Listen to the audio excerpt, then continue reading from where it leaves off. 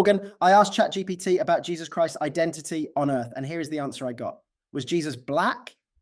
That's a meaningful question, but it needs to be unpacked. First, the term black didn't exist in Jesus's time.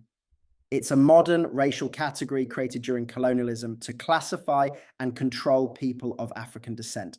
Personally, I don't like the label black being used for African people around the world. It feels demeaning and carries negative energy.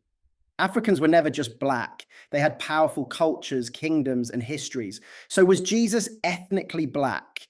Jesus was a Jewish man born in first century Palestine, part of a Semitic group. He likely had brown or olive-toned skin, dark coarse hair, and Middle Eastern features, very different from the pale-skinned, blue-eyed image often seen in European churches. But when people today ask whether Jesus was black, they're asking deeper questions. Was he connected to Africa? Did he stand with people who today are categorized and mistreated as black? Is there historical and spiritual evidence linking him to African heritage? Let's look at the facts. According to Exodus 12:40, the Israelites lived in Egypt in Africa for over 400 years. Egypt was not only geographically African, but culturally African, especially in Upper Egypt and Nubia, home to dark-skinned people. Over generations, intermarriage between Israelites and Africans was very likely. Moses, the most significant Israelite leader, married an Ethiopian woman, as told in Numbers 12:1. His siblings criticized him for this, and God rebuked them. If Moses married an Ethiopian, it's likely many other Israelites did the same during their time in Egypt. Their children, mixed African and Israelite, would have followed Moses into Canaan, blending African bloodlines into the heart of Israelite society. Then there's King Solomon and the Queen of Sheba.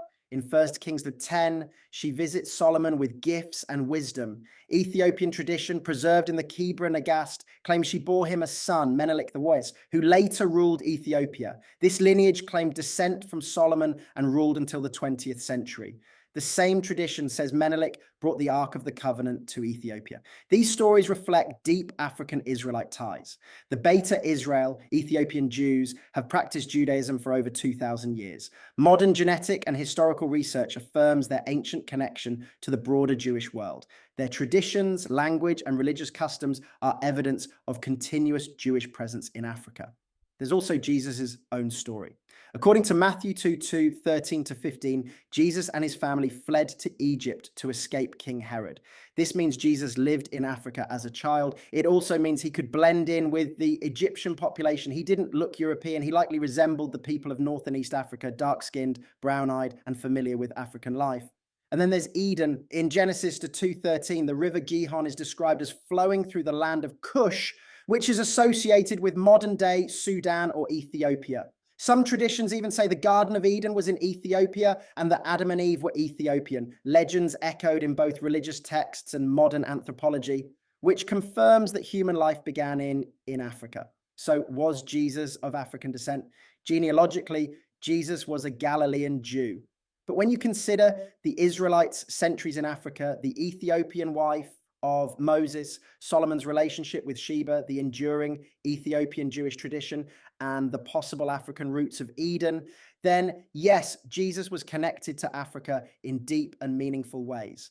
When people say Jesus was black, they're also reclaiming him from the European image shaped by colonization.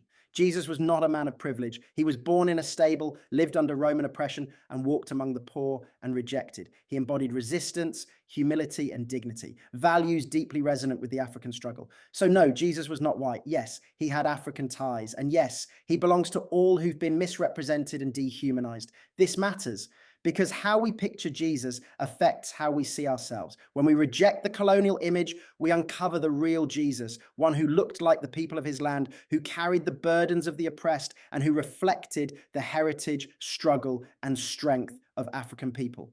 That Jesus speaks truth, that Jesus brings freedom, that Jesus belongs to the world.